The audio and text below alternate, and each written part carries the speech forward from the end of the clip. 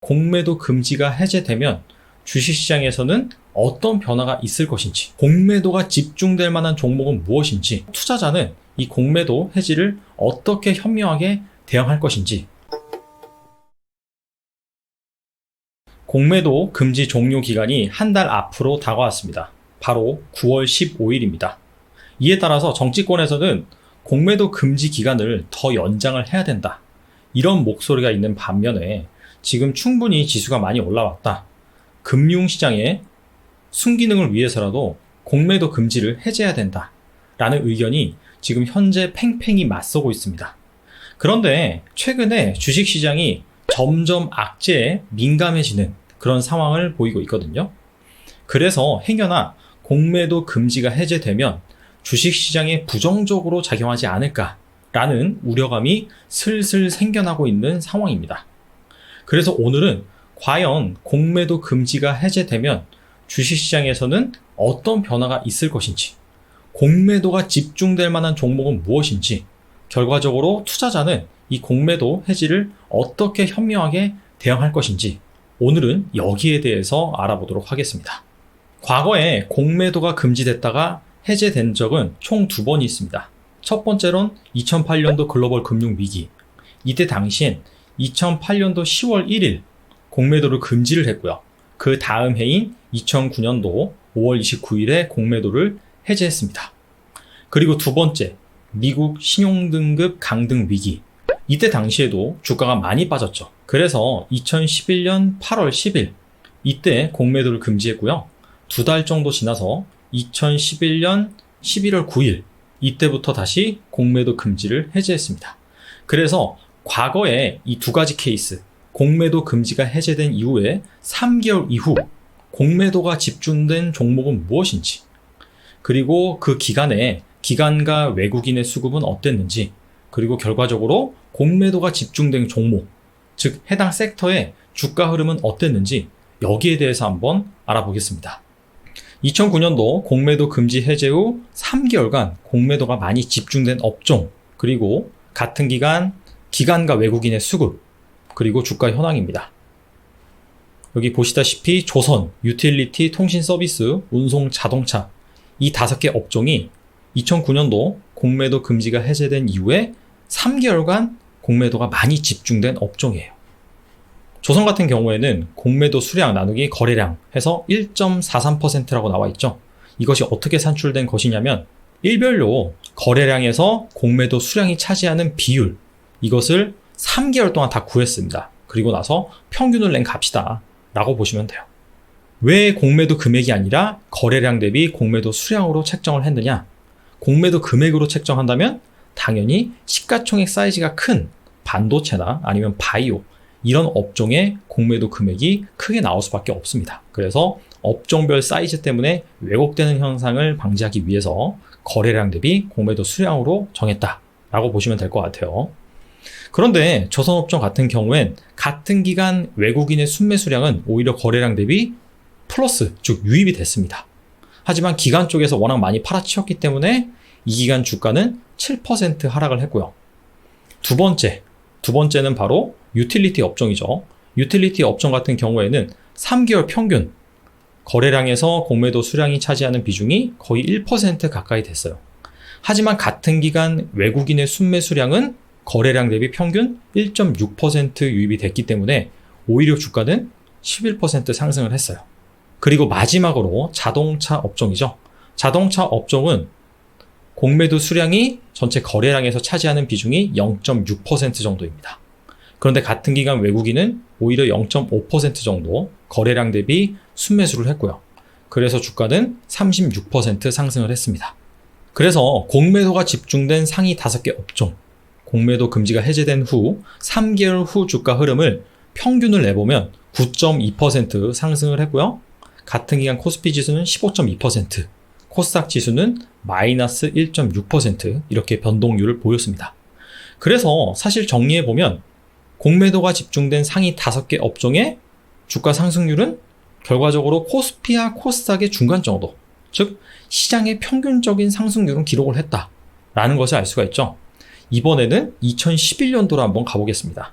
2011년도 공매도가 금지가 되고 나서 해제된 이후에 3개월간 공매도가 많은 업종, 그리고 거기에 대한 수급, 주가 변동률 현황입니다. 조선이 또 1등이네요. 그 다음에 유틸리티, 통신 서비스, 호텔과 레저 서비스, 운송, 이렇게 5개 업종입니다. 조선 같은 경우에는 거래량에서 공매도 수량이 차지하는 비율이 2.8%, 3개월 동안 평균적으로 2.8%를 공매도 수량이 전체 거래량에서 차지했다. 이런 의미죠. 그런데 같은 기간 외국인의 수급도 플러스 순매수로 유입이 됐고요. 기관 쪽에서는 이보다 2배나 더 많이 거래량 대비 유입이 됐죠. 그래서 결과적으로 주가는 오히려 17% 상승을 했어요. 공매도가 집중되는 기간 동안에 주가는 오히려 올랐다라는 것이죠. 그리고 두 번째 유틸리티 섹터 같은 경우에도 거래량에서 공매도 수량이 차지하는 비율이 2%가 넘었습니다. 하지만 여기도 마찬가지죠. 오히려 외국인과 기관의 수급이 훨씬 더 좋죠. 그래서 주가도 당연히 같은 기간 플러스를 기록했다라는 것을 알 수가 있습니다. 그래서 2011년도 공매도 금지가 해제된 후 3개월간 공매도가 많이 집중된 업종 상위 5개의 주가 흐름을 살펴보면 평균적으로 4.4% 상승을 했다. 같은 기간 코스피 지수는 5.6% 올랐고요. 코스닥 지수는 2.9% 상승을 했습니다. 그래서 여기도 마찬가지로 공매도가 집중된 상위 5개 업종이라고 할지라도 결과적으로는 시장 평균 정도의 상승률을 기록했다라는 것을 알 수가 있습니다. 왜 그런 것일까요? 그래서 여기에서 중요한 것은 무엇이냐? 바로 기관이나 외국인들은 롱숏 전략을 사용한다는 것이죠. 롱은 사다, 숏은 팔다, 그런 뜻을 가지고 있잖아요. 그렇기 때문에 조선 업종에서 공매도 수량이 많이 몰렸다라고 하더라도 조선 업종 전체를 다 공매도로 하는 것이 아니라 조선 업종 중에서 A라는 종목은 공매도를 하고, 하지만 B라는 종목은 오히려 매수를 한다는 것이죠. 그래서 공매도와 매수, 이것을 합친 순매수 수량이 오히려 이렇게 플러스로 기록이 될 수 있다라는 뜻입니다. 이렇게 롱숏 전략 같은 경우에는 같은 업종 내에서 서로 다른 종목에 롱과 숏을 할 수가 있고요. 아니면은 다른 업종 간의 롱과 숏도 가능합니다. 아무튼 간에 기관이나 외국인들은 공매도를 하면 공매도만 하는 것이 아니라 롱도 같이 한다. 즉 매수하는 종목이 있다. 이 부분입니다. 이번에는 공매도 해제 전후의 지수 흐름을 살펴볼게요. 2009년도 공매도 금지 해제 전후 코스피 지수와 코스닥 지수의 흐름입니다. 공매도 해제는 2009년도 5월 29일에 발생을 했죠. 먼저 코스피 지수를 보시면 공매도 해제 전에 계속해서 올랐었죠. 그리고 나서 공매도가 해제된 이후에 어느 정도 횡보를 하다가 다시 상승하는 그런 흐름이 나타나고 있습니다. 여기에서 주목되는 것은 바로 외국인의 수급이거든요. 공매도 해제 전에 보시면 외국인의 수급이 이 회색 막대기인데, 회색 선, 그 전에는 사실 외국인의 매매, 순매수나 순매도 이런 것들이 드물었습니다. 하지만 공매도 해제를 앞두고 나서 그때부터는 외국인의 수급이 유입이 되죠. 그리고 공매도가 해제된 이후에는 오히려 외국인의 순매수가 많아지는 것을 확인을 할 수가 있습니다. 그리고 코스닥 지수 한번 볼게요. 코스닥 지수 같은 경우에는 공매도 해제 전에 엄청나게 올랐다가 공매도가 해제된 이후에는 약간 좀 조정을 받았습니다. 그리고 사실 코스닥 지수 같은 경우에는 딱히 기관이나 외국인의 수급이 공매도 해제 전이나 후나 다른 게 없어요. 그렇다면 이 차트만 보면 코스피 같은 경우에는 공매도 해제하고 나서 올랐고 코스닥 같은 경우에는 조정을 받았다. 이런 식으로 결론을 낼 수가 있는데, 사실 그렇다기보다도 코스닥 지수 같은 경우에는 저점 대비 공매도 해제 전까지 2배가 넘게 올랐습니다. 하지만 같은 기간 코스피 지수는 한 30%에서 40% 정도밖에 안 올랐거든요. 그래서 코스닥 같은 경우에는 과도하게 좀 많이 상승을 했기 때문에 공매도 금지 해제 후에는 좀 조정을 받았다. 자, 이런 식으로 판단을 해볼 수가 있는 것이죠. 이번엔 2011년도 한번 확인해 보겠습니다. 2011년도 같은 경우에는 공매도 금지가 해제된 게 2011년 11월 9일이에요.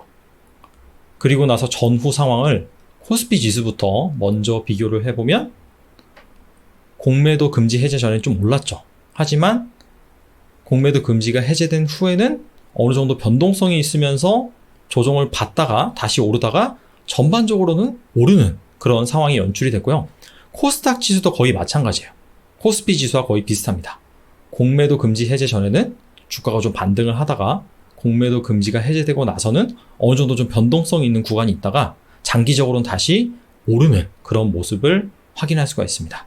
2011년 공매도 금지 해제 전후에는 기관이나 외국인의 수급에서 딱히 특징적인 것은 찾아볼 수가 없습니다. 자, 아무튼 간에 공매도 금지 해제 전후 지수 흐름을 살펴보면 공매도 금지가 해제됐다 하더라도 오히려 지수가 빠지는 것이 아니라 전반적으로 상승하는 흐름이 많이 나왔다라는 것을 알 수가 있습니다. 자, 그렇다면 정리를 해보겠습니다.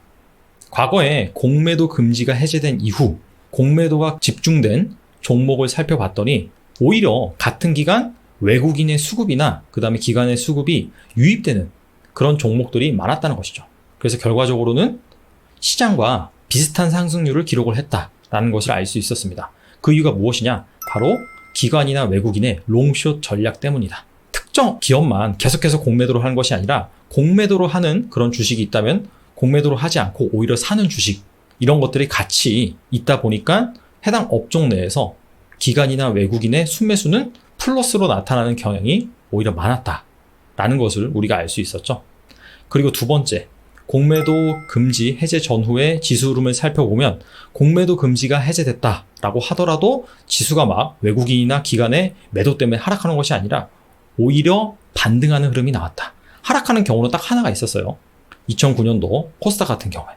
근데 그 코스닥은 그 전에 너무나 많이 올랐기 때문에 자연스럽게 조정이 나왔다. 자, 이렇게 볼 수가 있었습니다.